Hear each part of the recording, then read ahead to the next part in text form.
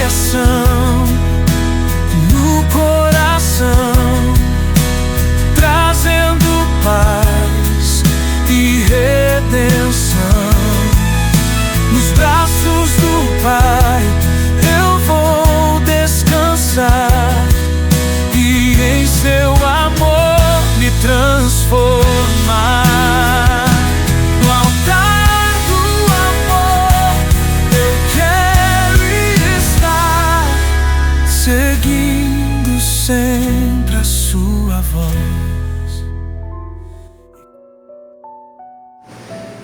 Bom dia, boa tarde, boa noite. Deus abençoe você que vai ouvir ou ler a Bíblia junto comigo. Nenhum dia sem Bíblia é o nosso lema desse ano de 2025. E hoje a leitura continua em Gênesis capítulo 33, 34 e 35 e Mateus 9, do versículo 18 ao 38. Seguimos na fé. O encontro de Esaú e Jacó.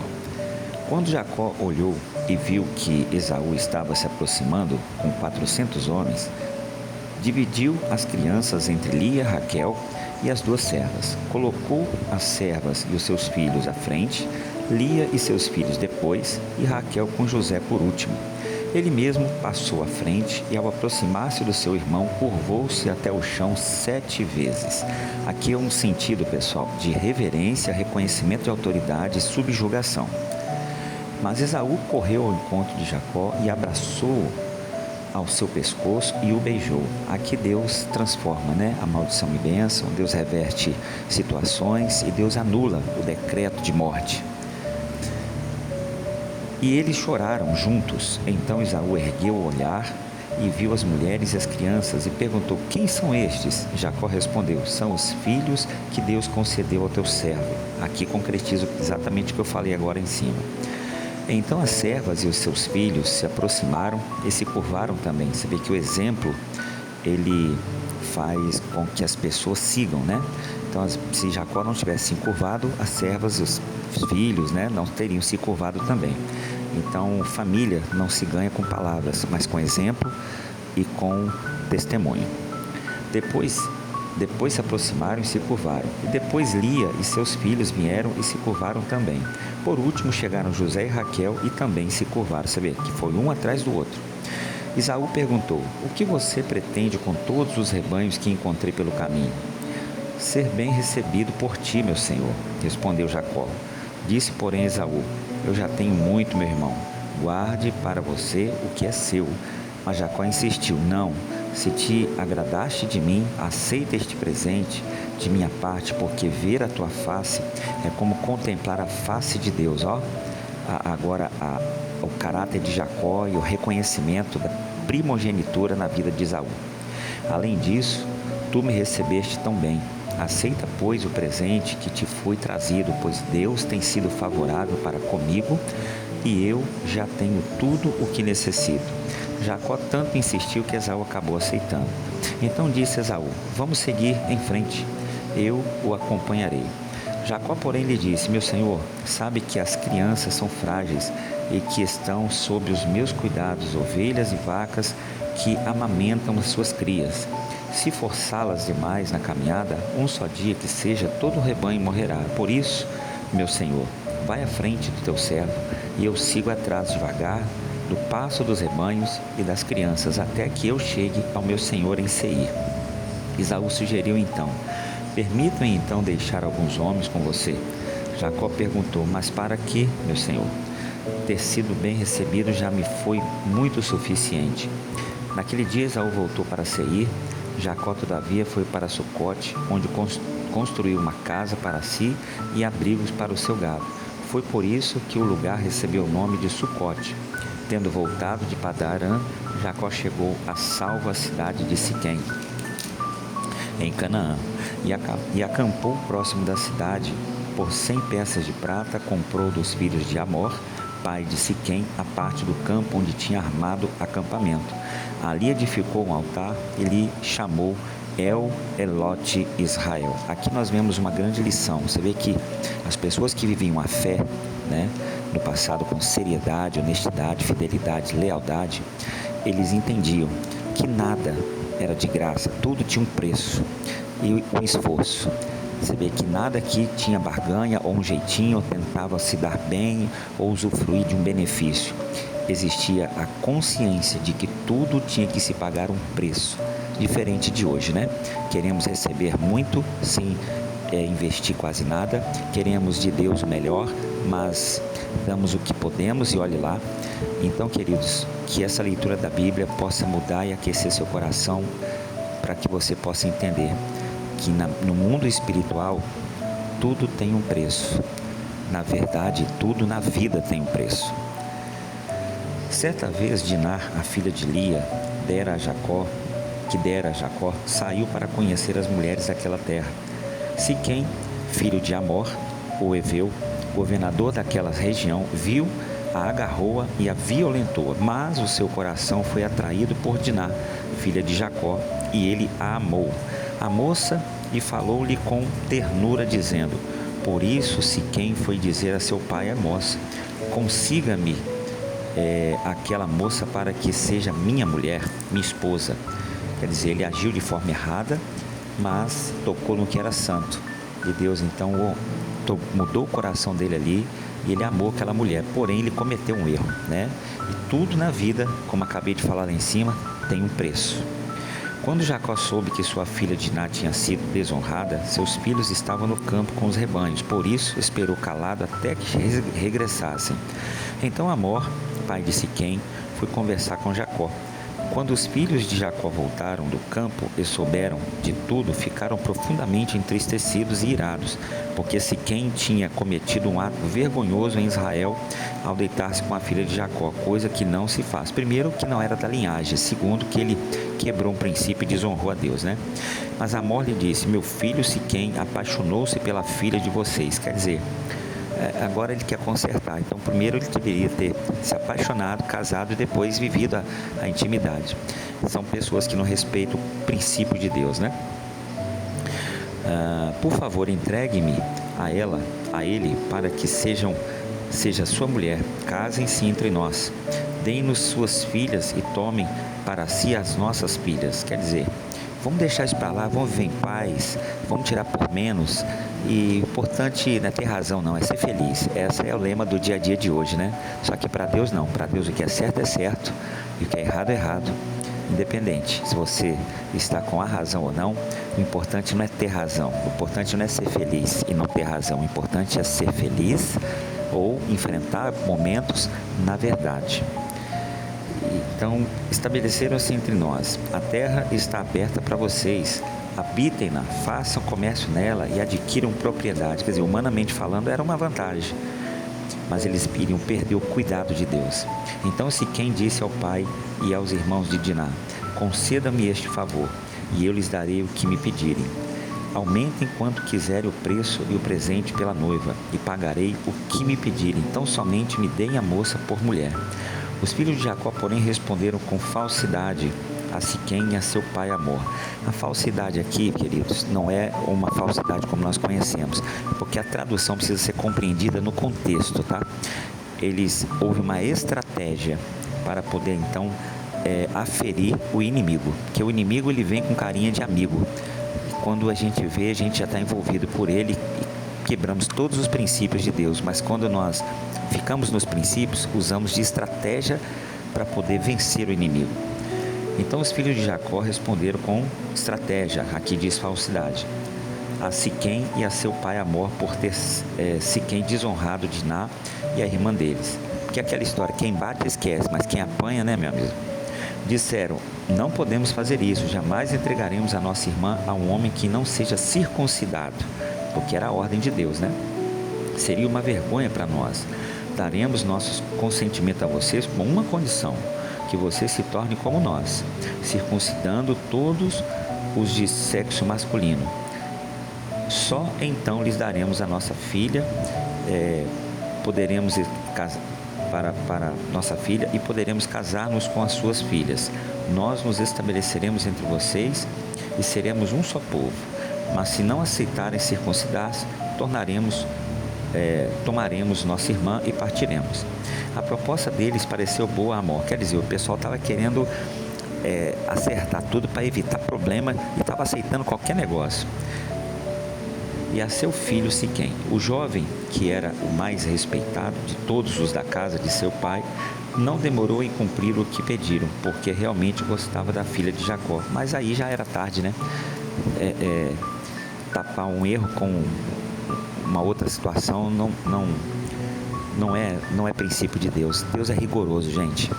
Deus, ele não quebra princípios. Deus não passa a mão na cabeça, Deus não deixa para lá.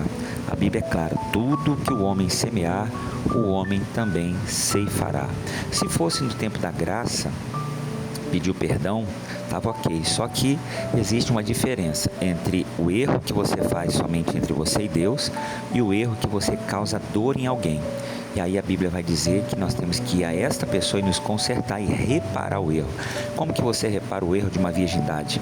Como que você repara o erro de uma desonra, né? Como que você repara o erro de uma gravidez? Então, casando, mas a mancha do caráter permanece. Assim Amor e seu filho Siquém dirigiram-se à porta da cidade para conversar com os seus concidadãos. E disseram esses homens: são de paz? Permita-me que eles habitem em nossa terra e façam comércio entre nós. A terra tem bastante lugar para eles. Poderemos casar com as suas filhas e eles com as nossas, mas eles só consentirão em viver conosco, com um só povo, sob a condição de que todos os nossos homens sejam circuncidados como eles. Para quem não sabe, circuncidado é como aquela operação de fimose, né?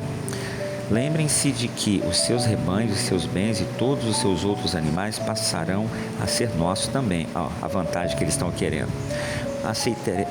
Aceitemos então a condição para que se estabeleçam em nosso meio.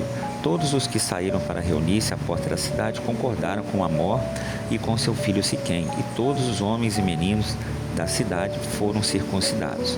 3 dias depois, quando ainda sofriam dores, 2 filhos de Jacó, Simeão e Levi, irmãos de Diná, pegaram suas espadas e atacaram a cidade desprevenida, matando todos os homens. Mataram ao fio da espada Amor e seus filhos Siquém, e tiraram Diná da casa de Siquém e partiram. Vieram então os outros filhos de Jacó e passaram pelos corpos, saquearam a cidade onde sua irmã tinha sido desonrada. Apoderaram-se das ovelhas, dos bois e dos jumentos, e de tudo o que havia naquela cidade e no campo, e levaram as mulheres e as crianças, e saquearam todos os bens e tudo o que havia naquelas casas. Então Jacó disse a Simeão e a Levi: vocês me puseram em grande apuros. Quer dizer, Jacó, ele tinha até perdoado e iria tirar por menos. Mas aí que está, naquele tempo era com ferro fere, com ferro seria ferido, olho por olho, dente por dente. Não era a graça que é hoje. Se fosse pela graça, nós aqui estaríamos como Jacó, aceitaríamos o casamento e deixaríamos para lá. E claro, está dentro do princípio, houve um conserto, uma confessão e deixou o erro. Mas naquele tempo era com sangue que se pagava.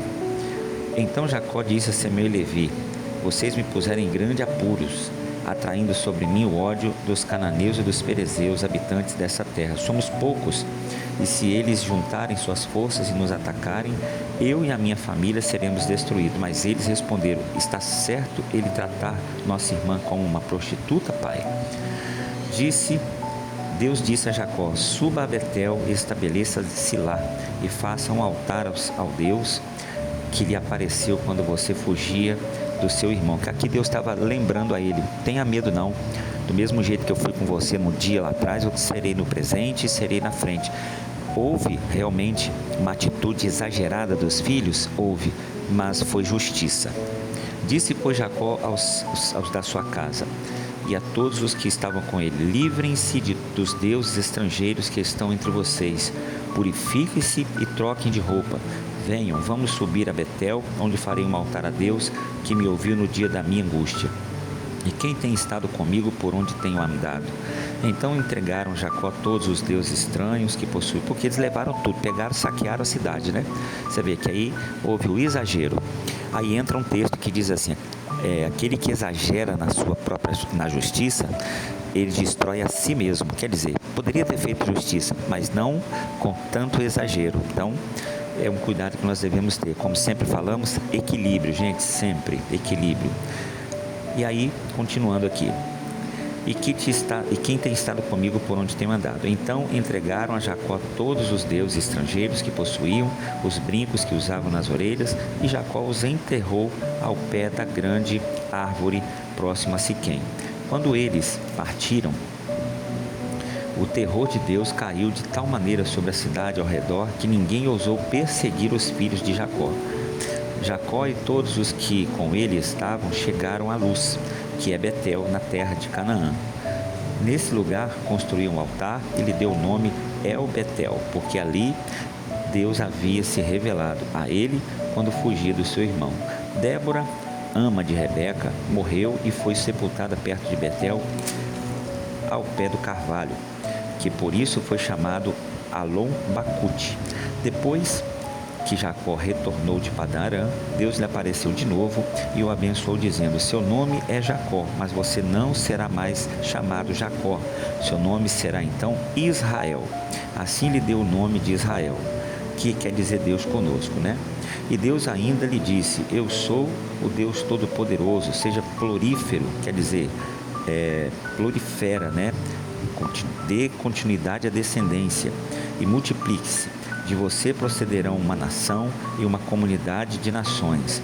Reis estarão entre os seus descendentes. A terra que dei a Abraão e Isaque dou a você, e também aos seus futuros descendentes darei esta terra. A seguir, Deus elevou-se no lugar onde estivera falando com Jacó. Jacó levantou outra coluna de pedra no lugar em que Deus lhe farara, e derramou sobre ela uma oferta de bebidas e a ungiu com óleo. Lembra que eu falei tudo? Eles faziam um ato profético de sacrifício, de unção, de entrega, de altar, porque era o sentido de devoção. Jacó deu o nome de Betel ao lugar onde Deus tinha falado com ele. Se a gente faz isso hoje, e devemos fazer, para muitos é fanatismo, só que não, é reconhecimento do senhorio, domínio e poder do Senhor. É quando você faz um aniversário, faz um culto de ação de graça, é quando você vai alcançar um emprego, você louva a Deus, é como você se converter, a data de casamento, de aniversário, de filho, enfim, compra um bem, vende um bem, você está ali sempre consagrando e agradecendo a Deus. Eles partiram de Betel e, quando ainda estavam a certa distância de Efrata, Raquel começou a dar à luz com grande dificuldade. E quando padecia muito tentando dar à luz, a parteira lhe disse: não tenha medo, pois você ainda terá outro menino. Já a ponto de sair-lhe a vida, quando estava morrendo, deu ao filho o nome de Benom, mas o pai deu-lhe o nome de Benjamim. Assim morreu Raquel e foi sepultada junto ao caminho de Efrata, que é Belém. Sobre a sepultura, Jacó levantou uma coluna, e até o dia de hoje aquela coluna marca o túmulo de Raquel. Israel partiu novamente e armou acampamento adiante de Migdal-Éder. Na época em que Israel vivia naquela região, Ruben deitou-se com Bila, concubina de seu pai, e Israel ficou sabendo. Jacó teve 12 filhos, estes foram seus filhos com Lia: Ruben, o filho mais velho de Jacó, Simeão, Levi, Judá, Issacar e Zebulon. Estes foram seus filhos com Raquel: José e Benjamim. Estes foram seus filhos com Bila, serva de Raquel: Dan e Naphtali. Estes foram seus filhos com Zilpa, serva de Lia, Gade e Azer. E foram estes os filhos de Jacó nascidos em Padã Arã.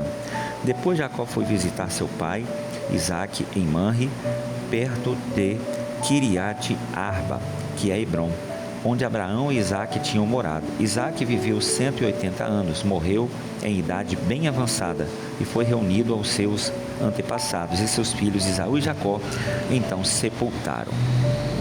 Continuamos aqui agora, Mateus 9, do versículo 18 ao 38. Falava ele ainda quando um dos dirigentes da sinagoga chegou ajoelhando-se diante dele e disse: minha filha acaba de morrer. Vem, impõe a tua mão sobre ela e ela viverá. Jesus levantou-se e foi com ele também e seus discípulos. Nisso, uma mulher que havia 12 anos vinha sofrendo de hemorragia, chegou por trás dele e tocou na borda do seu manto, pois dizia a si mesma: se eu somente tocar em seu manto, ficarei curada. Voltando-se Jesus e viu e disse: ânimo, filha, a tua fé te curou. E desde aquele instante a mulher ficou curada. Quando ele chegou à casa, do dirigente da sinagoga e viu flautistas e a multidão agitada, disse: saiam, a menina não está morta, mas dorme. Todos começaram a rir dele, depois que a multidão se afastou.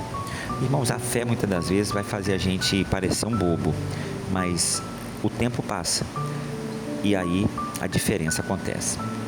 Continue firme na sua fé, mesmo que em alguns momentos você pareça bobo ou fora, né? Eu tenho que falar com a minha esposa, bença pai, bença mãe, beijo amor, tchau amor, eu vou ali, não, eu vou orar. E a pessoa acha assim: nossa, fulano é todo agora, né? O tempo vai passar e a diferença vai aparecer, porque há diferença entre o que serve a Deus e o que não serve. Depois que a multidão se afastou, ele entrou e tomou a menina pela mão e ela se levantou. E a notícia deste acontecimento espalhou-se por toda a terra. E agora eu pergunto: cadê os que estavam rindo, né? Saindo Jesus dali, 2 cegos o seguiram, clamando: Filho de Davi, tem misericórdia de nós. Entrando ele em casa, os cegos se aproximaram e eles lhes perguntou: vocês creem que eu sou capaz de fazer isso? Eles responderam: sim, Senhor. E ele, tocando os olhos dele, disse: que lhes seja feito segundo a fé que vocês têm. E a visão deles foi restaurada. Então Jesus os advertiu severamente e dizendo: cuidem para que ninguém saiba disso. Eles, porém, saíram e espalharam a notícia por toda a região. Por que Jesus falou isso? Porque Jesus ainda estava cumprindo a lei. Ele não estava abolindo a lei. Então existia alguns princípios, mas a diferença é que quando realmente a gente tem um encontro, uma experiência com Deus, não tem como a gente ficar calado. Enquanto eles se retiraram, foi levado a Jesus um homem endemoniado que não podia falar. Quando o demônio foi expulso, o mudo começou a falar. A multidão ficou admirada e disse: nunca se viu nada parecido em Israel. Mas os fariseus diziam: é pelo príncipe dos demônios que ele expulsa demônios. Aí Jesus não podia deixar barato. Jesus ia passando por todas as cidades e povoados, ensinando nas sinagogas, pregando as boas novas do reino e curando todas as enfermidades e doenças. Ao ver as multidões, teve compaixão delas, porque estavam aflitas e desamparadas, como ovelhas sem pastor. Então disse aos seus discípulos: a colheita é grande, mas os trabalhadores são poucos. Peçam, pois, ao Senhor da colheita que envie trabalhadores para a sua colheita. O que é isso aqui para nós, irmãos? Que a seara é grande, o trabalho é muito grande, mas poucos são os trabalhadores. E aqueles que têm ainda, muitas das vezes não entendem o que é necessário fazer para poder cumprir a vontade de Deus. Vale a pena estar debaixo da palavra, estar debaixo da vontade, cumprindo o propósito, porque uma coisa é certa: Deus, ele é galardoador dos que o buscam. Continue firme, um excelente dia, fiquem todos na paz.